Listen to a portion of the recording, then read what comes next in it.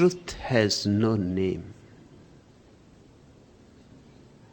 And truth is not confined in any system of thought. Truth is not a theory, a theology, a philosophy. Truth is the experience of that which is. Truth is not intellectual nor emotional. Truth is existential. These are the three layers of human consciousness. The first is the intellectual. It theorizes, it spins and weaves beautiful words, but with no meaning at all. It is a very cunning part, very deceptive. It can make you believe into words as if they have some substance. It talks about God, truth, freedom, love, meditation, but it only talks. It is just words and words and words. Those words are empty cells. If you look deep down into them, they are hollow. This part goes on decorating. It uses big jargons to hide its inner emptiness. And our whole education, social, religious, cultural, consists only of words. It only cultivates the intellectual part of our being, which is the most superficial. Through the intellect, you cannot reach to the divine. Through the intellect, you will be lost in the jungle of words. That's how millions of people are lost.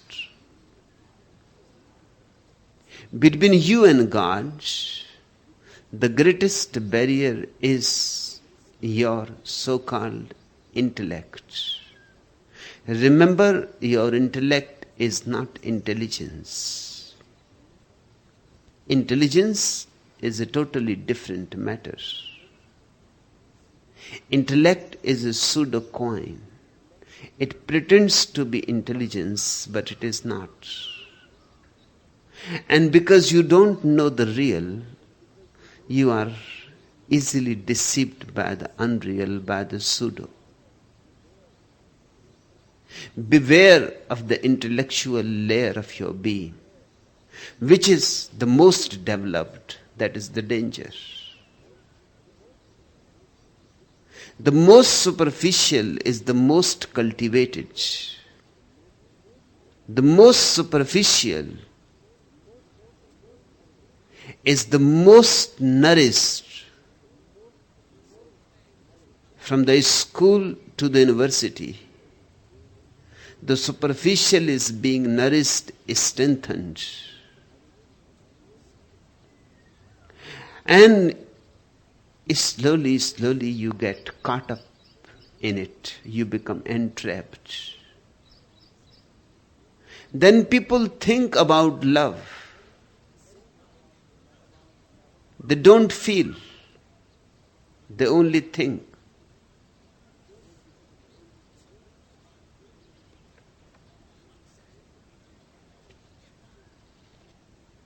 Krishnamurti relates an incident which happened when he was traveling in a car. The car accidentally knocked down a poor animal, but two persons inside the car did not notice what had happened because they were engrossed in a conversation on how to be aware.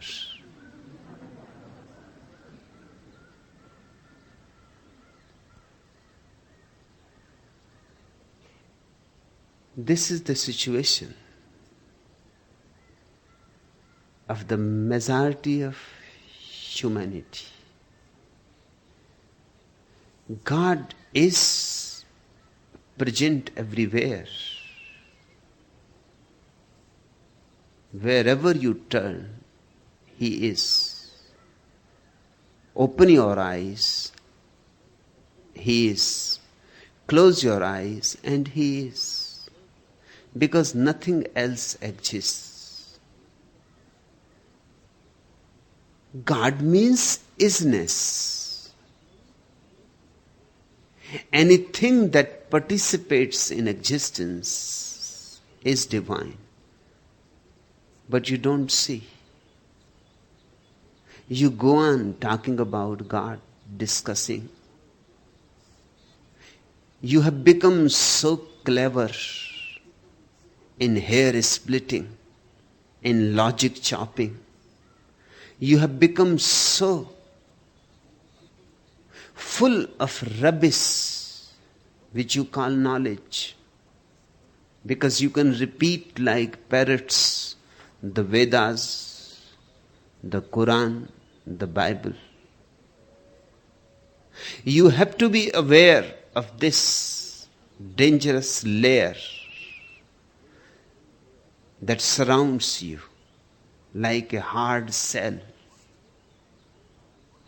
Krishnamurti is right when he says, I have no name. The word God is not God, and the word love is not love either.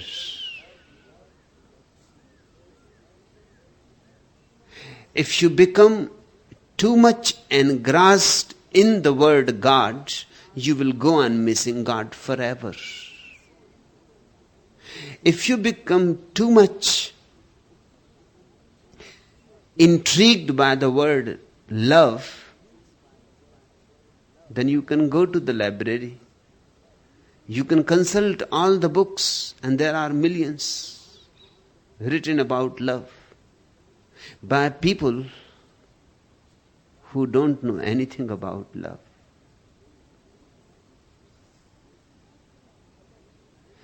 You can collect great information about love, but to know about love is not to know love. Knowing love is a totally different dimension. Knowledge about love is very simple. You can become a walking encyclopedia. You can know all the theories of love without ever testing any theory in your experience, without ever living a single moment of love, without any taste what love is. I am as the fresh breeze of the mountains. God is neither old nor new. Or God is the most ancient and as fresh as the dewdrops in the early morning sun. Because only God is. God is non-temporal. It does not belong to the dimension of time. Hence you cannot call it old or new. It is fresh, virgin. You need not go into the scriptures.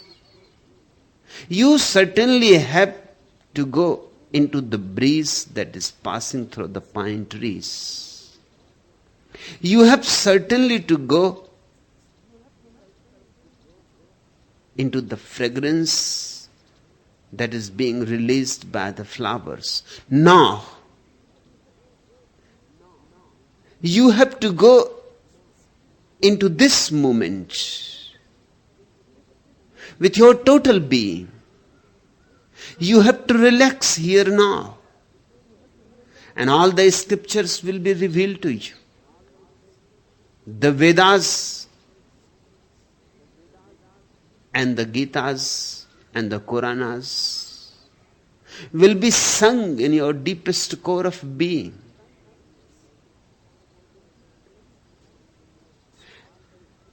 Then you will know all the scriptures are true.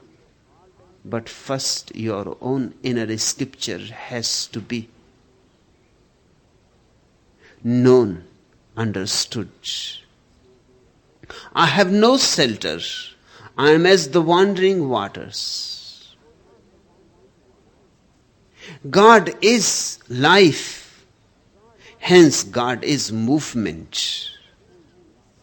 Hence God is constant change. That is the paradox of existence. It is something that never changes and yet constantly changes. At the innermost core, everything remains the same, but on the circumference, nothing is ever the same. God is change and no change. God is eternity and flux. If you look at the world, you look at the manifest God, which is constant change. It is like a river moving and moving. But if you look at the unmanifest, then God is always the same. God is both. This world is not separate from God. You need not go in search of Him anywhere else. He is hidden here. He is playing the hide and seek here.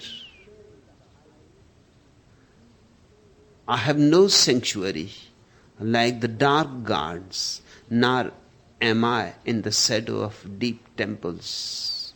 I have no sacred books, nor am I well seasoned in tradition. Religion has nothing to do with tradition or sacred books. Religion has something to do with existential experience. Your first layer is intellectual. That has nothing to do with religion. You have to bypass it. You have to take a jump out of it. Your second layer is emotional. The layer of feeling, where intuitions arise, visions are revealed, dreams of the unknown descend, where poetry is born, and the dance and the song. It is closer to God. The intellectual layer is perfectly good for the mundane world, for the marketplace. It is calculation, mathematics. It can become science, technology. It has its uses. Use it, but don't be used by it. The second layer is closer to God. It is the layer of feeling. The first layer is masculine. The second layer is feminine. The first layer is aggressive. The second layer is receptive.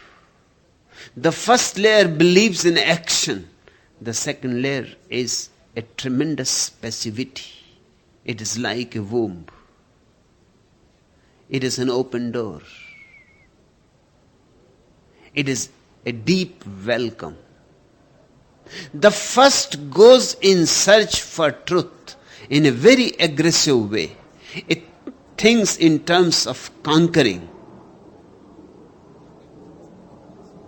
Even a man like Bertrand Russell writes a book conquest of nature. Bertrand Russell remained confined to the first layer.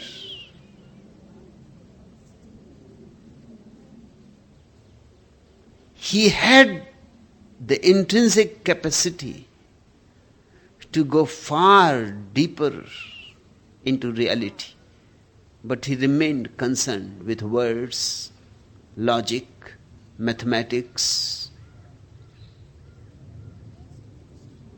He thinks in terms of conquering nature, how the part can conquer the whole, how the drop can conquer the ocean, how the leaf can conquer the tree.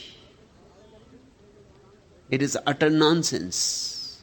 The very idea of conquest is ugly, but that's how the male part of your being thinks. It is aggressive, it is violent, it is destructive, it is coercive, it is possessive, it is imperialist. The second layer is intuitive, that of feeling, that of dreaming. The second layer is poetic, aesthetic, of deep sensitivity. It is totally different. Its approach is different. It does not analyze. The first part believes in analysis. The second part synthesizes. Sigmund Freud remained with the first part. Asagoli moved to the second. Hence Sigmund Freud could create psychoanalysis. Asagoli could introduce a totally new concept of psychosynthesis. But Sigmund Freud will look more scientific, obviously, more logical, rational. Asagoli will look like a visionary, a poet. But Asagoli goes deeper. Poetry always goes deeper than prose. Singing always goes deeper than syllogism.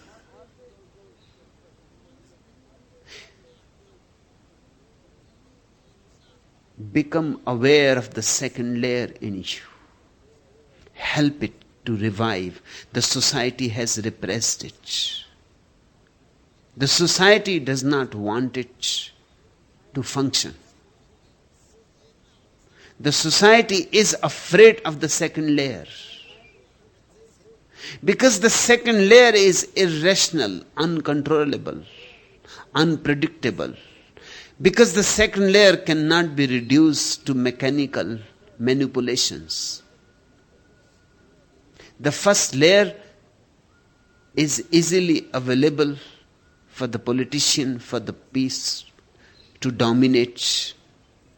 It is easily available for the educationist, the pedagogue to condition, to hypnotize.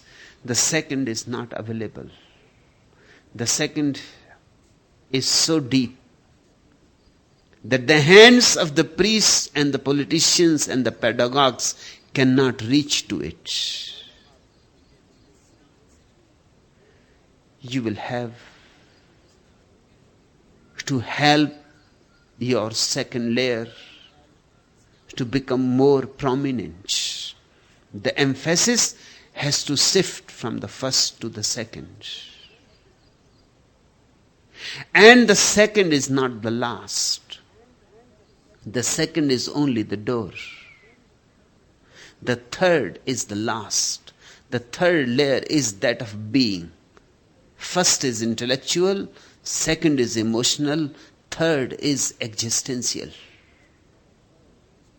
With the first you think, with the second you feel, with the third you are. With the third, thinking disappears, feeling disappears. Only a kind of witnessing remains. a pure consciousness, an awareness. That's what meditation is all about. All sacred scriptures are in the head, and all your rituals, religions are in the head. Your rituals, your religions, your theologies don't even reach to the second. If you want to reach to the second, you will have to learn from the painters and the poets and the singers, musicians, dancers. You will have to go in the world of art. But if you want to go to the third, and without going to the third, you will never know what God is. You will have to go in a deep communion with a master. Only a mystic can make you attuned with your own innermost being. Only one who is at one ment with his own being can infect you. A religion is something like a contagious disease. It is not disease, it is health, ultimate health. But health can become as contagious as any illness can ever become. Religion has to be learned only in the vicinity of a master. It cannot be learned from traditions, from scriptures. You will need somebody alive so that you can be in love. Somebody alive